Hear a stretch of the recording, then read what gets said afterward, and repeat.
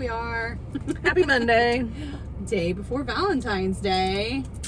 Which means all the good candy's out. Yeah. And I knew that was at the store, but I kind of keep forgetting that tomorrow's Valentine's You Day. didn't realize this heart-shaped box I of mean, candy I knew I was like, ooh, heart-shaped. It's got goodies in it. But You're like, I love me. I'm not big on celebrating it, so. And you can make it about the love you have for others. Like your children, you like them.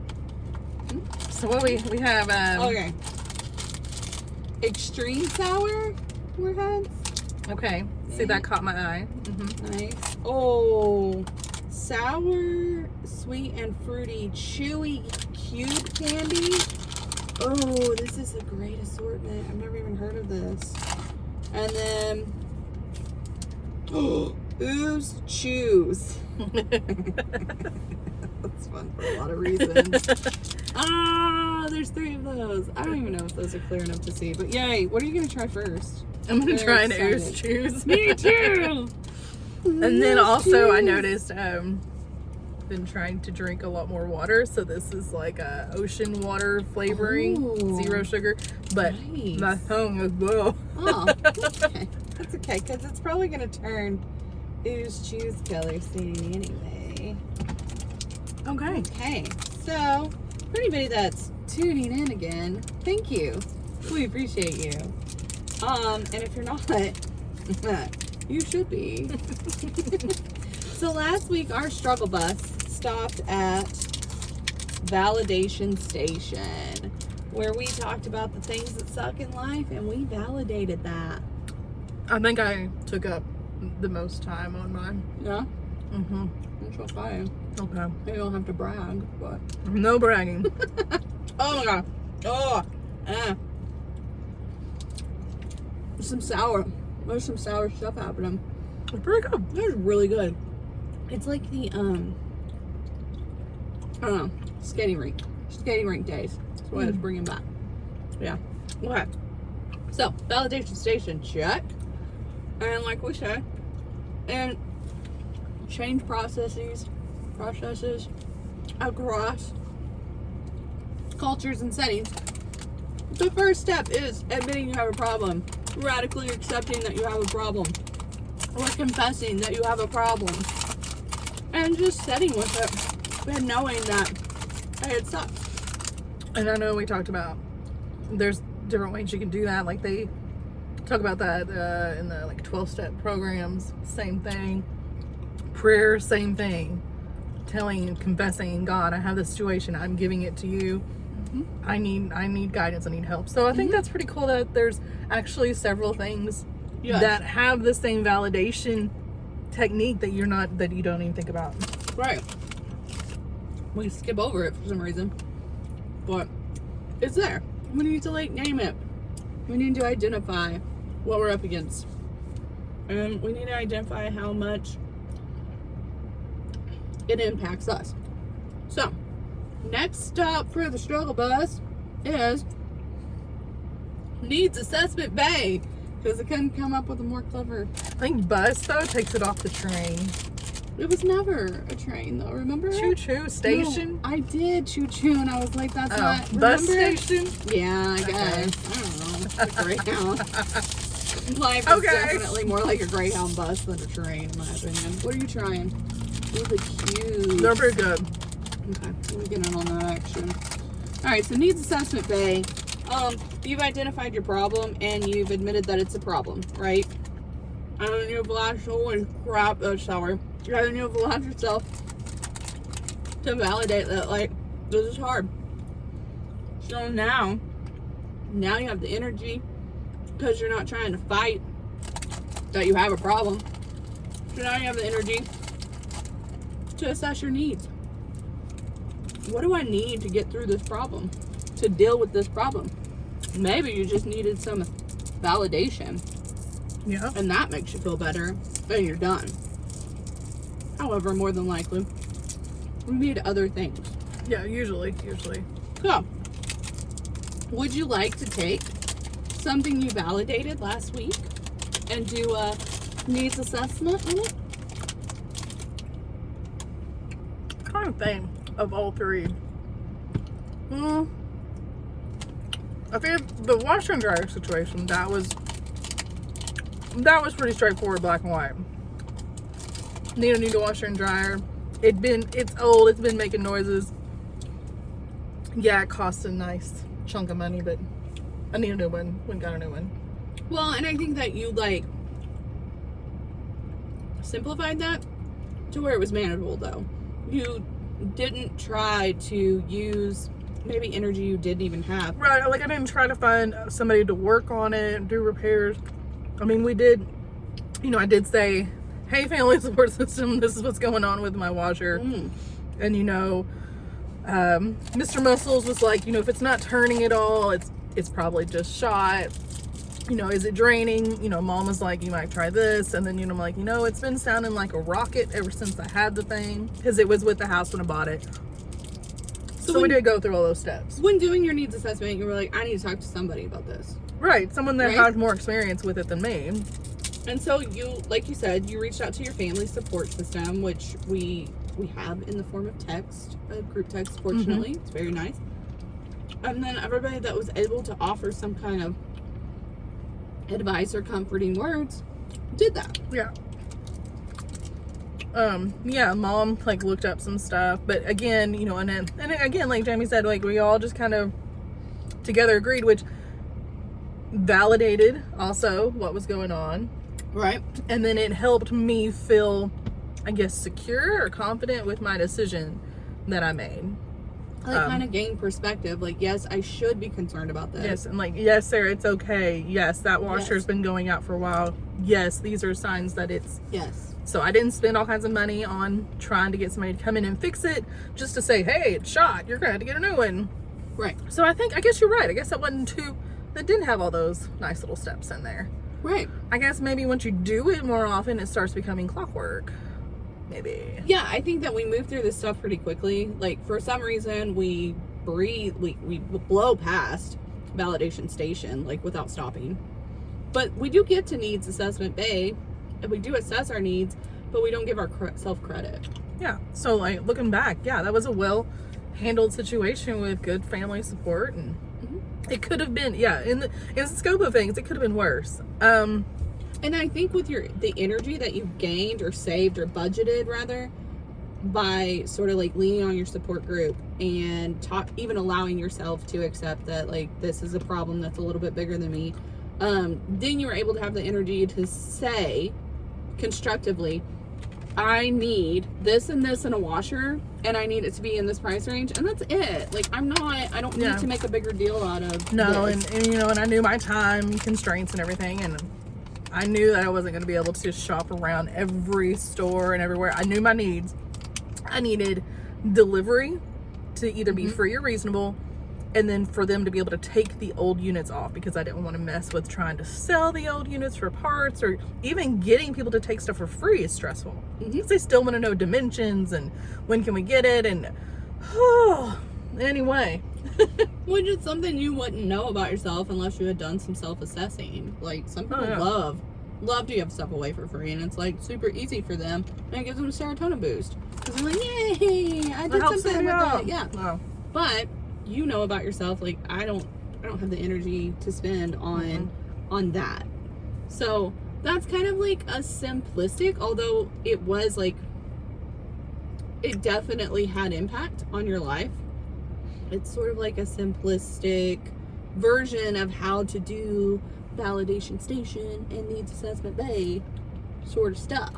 So if we kind of expanded that on a bigger scale, what was one of our bigger issues my dogs. What a surprise. So the dogs, I guess last Monday, I don't even remember. It's been so long. I know. I know I decided to rehome the Great Pyrenees, which was just to my Lyra and Reese's dad. So it wasn't technically it wasn't a new, it was brand new. It was a former home. Yes. So when we were all one family and lived together. So he agreed to take him. So what helped is that Reese and Lyra are still with him. They're still taking care of him. And he gets to be out in the country and guard things like he's supposed to do. So that does make me happy compared to the negatives. But with the other situation, tried a new tactic this last weekend. Had Fitz, he's the border collie, had him stay in the house overnight, and then the dog sitter would let him out in the morning and put him back in the evening. And I thought it was going great. I thought it's one less dog there to bark, and he's not going to be outside. Let him be outside, let him get some room to run, some stuff like that, not be in the house all day. And then he won't be outside to bark. Then everybody will be able to sleep. But I still got a call from the neighbor Saturday saying that he was barking. And that's pretty much all he said was he's barking. So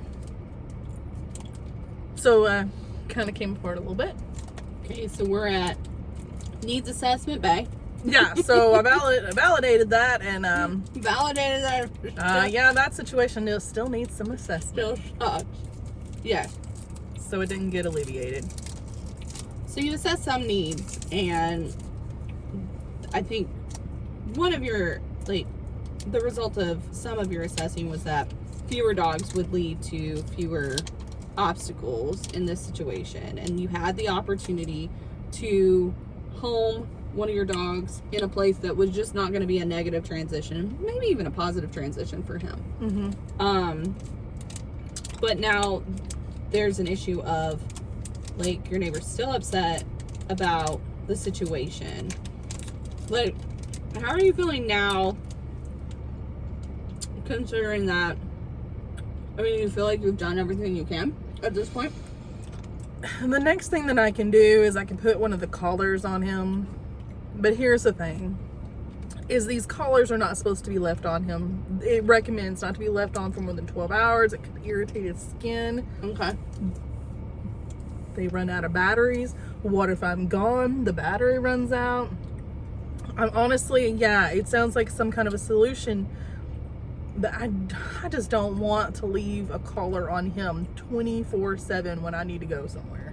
So I think this is a good example of, like, your needs assessment. You did your needs assessment on the dog situation. You came up with a few solutions. You applied them. Some of them worked. You've leaned on your support system. We've suggested things. But that doesn't necessarily mean those are the things that are right for you in your situation. Right? Right. So some of our suggestions have been like, rehome, take with you. Just because you have a good support system doesn't mean they're always right. They're just trying to offer support. I mean, I know. And every time I hear the rehome, I like want to vomit. It just, I mean, I just can't think about that right now. And like Mr. Muzzle said, it like that's last resort. We've got to try all kinds of other stuff first. There's not a lot of other stuff to try, but it's got to be last resort. Okay. So what do you think? And this is just like bare bones. Can be super vague, but what do you think you need now in this situation? Right now, I'm gonna have to do a trial run to see how he reacts being in a vehicle traveling for 2 hours. Okay. He's not been in a vehicle since he I think went to the vet last, and he puked. He's just very really like sensitive. He's very sensitive, and he gets so. I've talked to the vet in the past, so I'm gonna find out. I think there's some things they can give them for basically car sickness, for nausea, and might kind of make them drowsy a little bit. I think scaling it back even further than that, though, like what you actually need is your neighbor to stop complaining about your dog. Oh, that would be fantastic, but But that's what you need. That's just like the basic need. That's the not basic actually, need. Yes, like, I need the neighbor not to catch me when I'm outside or call me now that he has my phone number. I need him to not. I need to not hear it, because as soon as I hear it, it's just everything that I'm doing. It's like just boom, like knocked you back down because it's not working. Need him to not complain about your dog. That's not the solution. Like, No. the solution's not, like, your neighbor should just, because obviously we can't control them. But what are ways to get him to stop complaining about your dog? One, could be that your dog just go with you wherever you go. Yeah. There's some obstacles there. Two, could be that he find happiness and doesn't worry about it, but that's not in your control. So that one's off the I table. would love for him to find happiness in his noise canceling out headphones that I might send to him anonymously. So the need is actually that you need him to stop complaining about your dog. And then the solutions are. Yeah. So it'd been going okay with how I had it set up with them at the house. Because I do travel a lot.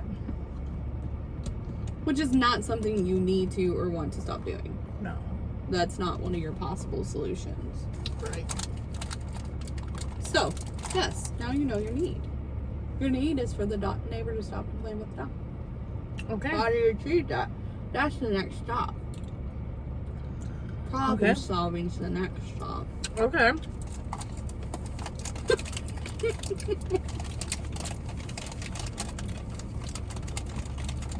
So, problem solving. Rehome. That's a nope. Dog travels with you. Possibility. Some stuff to work through, right? Yes. Neighbor just becomes happy with life. Probably not. Out of your control. Gotta take it off the list. Beat him to the punch and report yourself. See what happens. I don't think I'm gonna try that one. So there's two very possible, like very viable solutions at this point. You could look into seeing if your dog can travel with you, and you could also just call the Humane Society yourself. I can, and I think that would make me feel better to know what's actually going to happen if he follows through on his threat. But still, it's just that hostility, that toxic neighbor relationship. If I'm constantly just making him mad, or the dog's just making him, because at this point I feel like every time Fitz barks, it's just like nails on chalkboard. He's barking. He's barking. He's barking. So that would be one of your hesitations. Of not doing, like, if I call whoever and they're like, oh no, you're doing everything you should be doing. Yes, I should say problem solved, but I feel like it's gonna still keep the problem of the neighbor unhappy and constantly maybe harassing me. Okay. So then what makes you think that just taking the dog with you every time you leave will solve neighbor It might not. discontent? That's a good point. It might not. It might literally just be the dog. Me and the dog. It might just be me and the dog. Might be.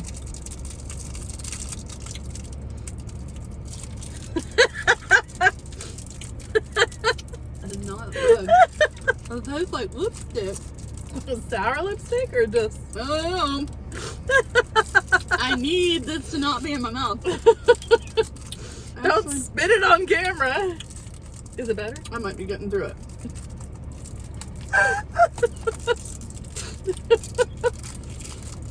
Don't gag. Please It's like don't gag. validation station needs assessment all in one. Movement, huh? It's beautiful. Okay. So how do you feel now that you've validated, assessed your needs, and done a little bit of problem solving? Honestly, I feel like flipped it to the other side. kind of like I can give myself kind of like a little pat on the back, because I feel like this is stressful, but I am following through, validating it, I'm talking with my support system. I am looking at solutions, and I'm not just, no, it's bad. Worries me. Worries me. What was the word I struggled with earlier? I can't remember. Viable? Doable with me. It And it's, you know, it's funny because, like, part of your needs assessment might have been an actual pat on the back, right? Like, actually giving yourself a little bit of praise. Yeah. Well, you're not doing that bad. Like, you're trying. But, you know, also, I am really fortunate to have a support system. So, you know, if you don't have a support system, I mean, what do? You just have to look at yourself in the mirror and talk to yourself? I think that can help. I always say that support systems are a result of the work you did ahead of time. It's prevention work. So a lot of times we want to do like reaction work. We wait until the problem happens and we react, which we should. Like, we should react. But prevention work is building those systems. And I think especially for people that may have like disorganized attachment, which we've gone through, both of us, our younger sibling too, where we've kind of not really understood like the point of some relationships, like maybe friendships or even intimate relationships or whatever. But I think that is part of the purpose of a relationship, is you're building those support systems. That's why it's important to maintain things, even when you don't really feel up to it. So I do think a support system is something you work at. Maybe it's through church. Maybe it's through Pilates. Maybe it's through an online group. Maybe it's even people at work. I mean, that's not always a great plan because they may leave with the job. But a support system, and then there's this really cool, like, you can just Google image, like, support system circles, and there will be these worksheets that'll come up, and it'll suggest that you have like a small circle of 2 to 3 people that are like really close to you, and then a medium-sized circle, and that's like 4 to 10 people, and then an even bigger circle. And so that's like the level of intimacy that people are in your support group. And some people like even will seek out maybe their bigger circle for things that they're like, I really just don't want to talk to my inner circle about this yet. I'm not ready. So I'm going to go online and talk to my, you know, whatever group about this first, because I'm just not ready to tell my inner circle that I'm having this issue yet. So yeah, support systems are good to have, but you're right, not everybody has them, and it's important to start working on those. You deserve to have them, and people deserve to have you as part of their support system too. So it's not always one side. It's not all one-sided. Right. And it is nice to be able to help the other person out too. Mm-hmm. And I think that's why our family, why our group's so good, is just whoever it is, it's a good group. But again, you know, we're pretty lucky. Oh, and it's taken a lot of maintenance, I think. It has. There's been ups and downs. And, but yeah. Yeah, I think Mom and Dad did a lot to build a good, I think so, family. They worked hard at that. And then I think that we've all, as a family, have worked together to stay connected, because we have a lot of distance between us, but I definitely feel like we're more connected emotionally than most families that I know. I do think also, and I don't know if this is something that our family has just improved on, but it's not a group of, when you validate your issue and you're wanting some suggestions, people aren't there just to fix it. Right. Like, I know that's my number one qualm sometimes, is like, I don't want to express what's going on just for you to try to fix my problem. Like, which is like naturally what we want to do. Yeah, but I think our family, and then maybe we were like that before and we've learned along the way, but I feel like it's a very safe space for people just to be, you know, validate your feelings, and then, have you thought about this or this, and not just like, I'm going to be up there and take care of the situation. I got it. But our family will do that too. They'll do that if you need it. But they will wait for permission now. And that, yeah, that's true. Because sometimes you're just not ready. You're just at validation station. You're not at problem solving Marina? I don't know. Oh, you're gonna have to work on that one. I only developed needs assessment Bay for today. Well, you didn't know you were going to talk about the I didn't third know we were going point. to travel to problem solving. But Suburb? No, I don't. I'll work on it. I'll workshop it. All right. I do want to say one more thing about the needs assessment, because I liked that you touched on, like, then I was able to kind of give myself a pat on the back. Like, self-praise is such an important part of needs assessment bay, because sometimes during your needs assessment, you may say, like, I'm tired, I just want some rest, like, because I'm so exhausted from what all's happening. And the key with allow yourself to rest, like, you may, okay, I'm gonna have the day off and I'm gonna use that to rest, but are you allowing yourself to rest? Are you actually not worrying about stuff? Are you actually allowing yourself to not feel guilty about just laying in bed and binge watching a stupid show? Like, there is so much peace to be found in allowed rest. And women are particularly bad at that, and not to say that men may struggle with it as well. I know for a fact that my husband does. Because you may look at the person, they may be laying down and look to be resting, but their mind is constantly like, you should get up, you should be doing this, you should be, that's not rest. No, you're exactly right. Just because you have a PTO day does not mean that you're actually off.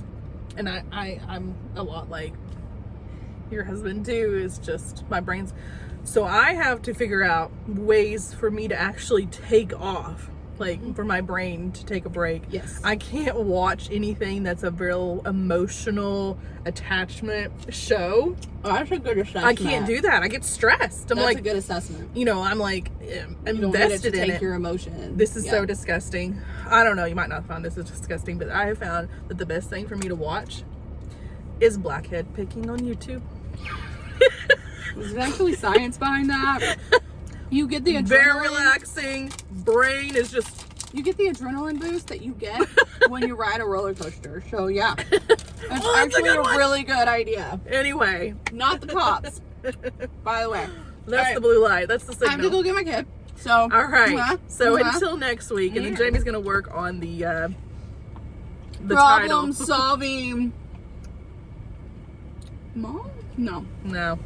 All right. Until next time. Until the next snack. Bye. Bye.